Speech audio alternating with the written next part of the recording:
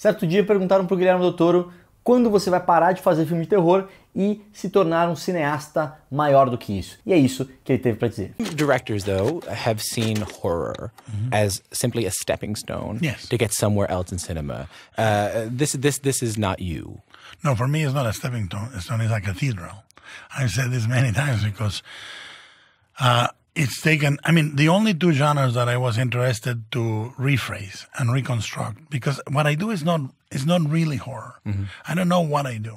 Whatever you want to call it, good or bad. Do you find that term horror kind of limiting? No, what it is I love the image of the genre, but I'm not interested in the mechanics. I don't know what you mean. I'm not interested in the scares, but I'm interested in the atmosphere. And I borrow a lot from fairy tales and fable, you know? So it's a strange mixture. For example, Devil's Backbone is a Civil War movie about a ghost in an orphanage.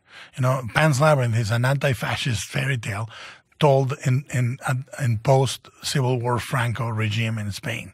So these are hardly surefire combinations for box office success or things like that. So the genre exists as one element that I'm interested in, and perhaps the predominant one visually, but I'm influenced by so many things that, you know, but nevertheless, what I do and my love of the fantastic, okay, and the love of the dark, because I also would have done noir, you know, and the love of the dark for me is a vocation. And that's why I've been faithful for 25 years of career. You know, it's not a stage. You know, I'm not going to go past it. This is what I do. Now, what I do evolves and has variety, because if you compare Pan's Labyrinth to Pacific Rim, to Shape of Water, to Chronos, there's a latitude in there. You know? Então é muito interessante como o Guilherme Del Toro trata o gênero do terror, né, do horror, como se fala, porque ele não se considera um cineasta de horror, ele faz alguma coisa meio parecida. E essa discussão de gêneros, ela vai assim para sempre, né? O que constitui ou não um gênero, etc.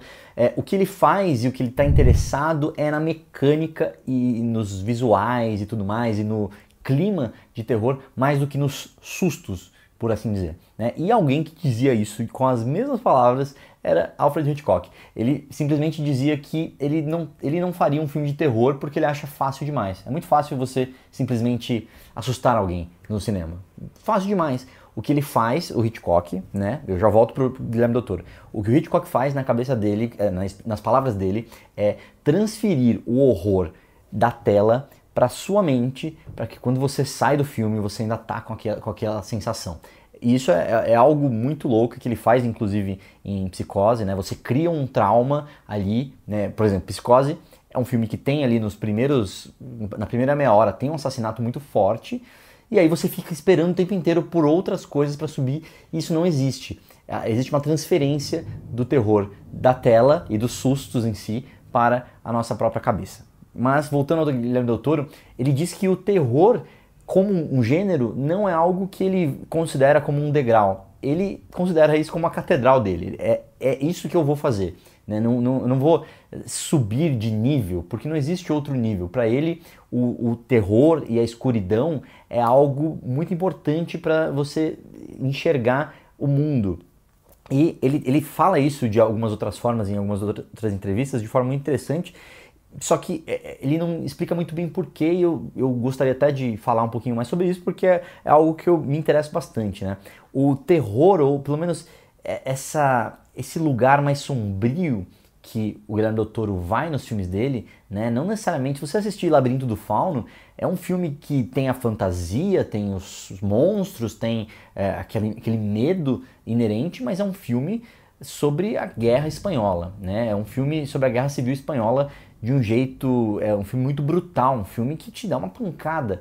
E eu acho que existe um pouco, assim, na nossa sociedade como um todo, e na verdade, dentro do próprio ser humano, uma vontade, aliás, uma hesitação em olhar para o seu próprio abismo, para sua própria escuridão, para sua própria sombra, né? E aliás, um dos motivos de que existe o lado negro, né, da força no Star Wars, por exemplo, existe essa necessidade de que a gente olhe para o nosso lado mais sombrio e que a gente enxergue a nossa parte que você não gosta de olhar.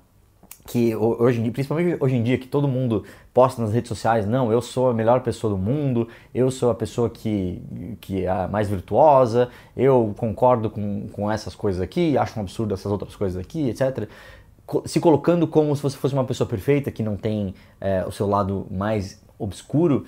Não acredite em ninguém que não admita o seu lado obscuro. Quando você percebe que o que de mais horrível aconteceu na história da humanidade, que talvez se você estivesse naquela mesma época, naquela mesma situação, que você agiria do mesmo jeito, é aí que você tem o poder de verdade de entender o quão perigoso é você simplesmente seguir as massas e seguir o pensamento corrente, etc. Porque você acaba entrando e se colocando numa posição e entendendo como você o seu lado sombrio existe. E a forma mais interessante de você lidar com o seu lado sombrio é você olhando para ele. Existe um conceito do Carl Jung que é a sombra, e ele fala muito sobre a integração da sombra à sua personalidade. Quando você nega o seu lado obscuro, ele continua lá latente e continua sendo algo muito poderoso. Quando você integra essa sombra, ou seja, você olha para o seu lado mais escuro, existe uma frase do Jung que é: o tesouro está no lugar que você menos tem vontade de olhar, porque é muito doloroso você olhar para os seus, seja na sua história, na sua infância, nos seus traumas, na sua personalidade, coisas que você não gosta de encarar, de enfrentar, falhas de caráter, coisas que são difíceis de você internalizar, coisas que pessoas amadas fizeram com você. É muito difícil você entrar nesse nível de olhar para um lado que você não gostaria de olhar porque é doloroso. Mas é só assim que a gente consegue encontrar a luz de verdade. É só olhando para a sombra, né, que você consegue encontrar ali um segredo, extrair ali alguma coisa importante para que você consiga lutar contra seus monstros. Quando você não luta com o dragão, quando você finge que ele não existe, ele não vai embora, ele fica cada vez maior, né? E essa é basicamente a jornada do herói, né? Você tem sempre, em todo filme de jornada do herói, pode perceber que você tem sempre o momento em que você vai para o underground, você vai para o submundo, né? Porque é lá que você luta contra os seus demônios. E a jornada do herói é muito uma jornada mais interna do que externa, né? Os dragões, os monstros, a escuridão, o underground, ele é uma representação do nosso subconsciente. E entrando profundamente no nosso subconsciente que você consegue encarar toda essa bagagem que você tem, lutar contra tudo isso e depois sair do outro lado para a luz de novo, né? Então, se você olhar lá no Star Wars, quando o Luke Skywalker está em Dagobah, ele chega um momento em que ele vai até o pântano e luta contra o Darth Vader na cabeça dele, e é só uma miragem e tudo mais. No último Jedi, você tem um momento que a Rey está lá na ilha junto com o Luke. Ela entra também numa caverna e começa e encontra um espelho e tudo mais. Existe essa necessidade de você entrar nas profundezas do abismo e olhar para si mesmo, né? E é isso que Carl Jung falava, é muito disso que Nietzsche falava, e é muito disso que a gente precisa como pessoa, né? E o terror, ele faz isso de uma forma interessante, né? Eu acho que mais do que o terror, né? Esse gênero, esse filme Guillermo del Toresco, em que você tem ali, você olha para lugares estranhos, você olha para lugares feios, você olha para lugares que são difíceis de olhar, que são tristes, que são duros, que são escuros.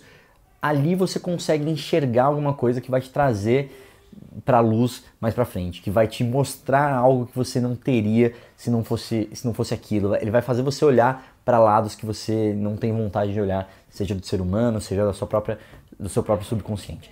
Certo? Eu queria saber o que você tem a dizer sobre o que eu falei aqui. Você concorda, você discorda, você tem uma visão diferente? Eu estou sempre aberto a conversar, discutir, eu respondo a maioria dos comentários e tamo junto. Se você acha que alguém vai gostar desse vídeo, manda pra pessoa, marca a pessoa aqui, dá o seu jeito de esse vídeo chegar na pessoa que você gosta. Se você ainda não está inscrito aqui no canal, tá esperando o quê para se inscrever? E você é a média das pessoas que você convive, você esteve convivendo com o Guilherme Del Toro, então quero ver você manter esse nível alto assim por muito tempo. A gente se vê no próximo vídeo que tá aparecendo aqui. Até lá, tchau, tchau.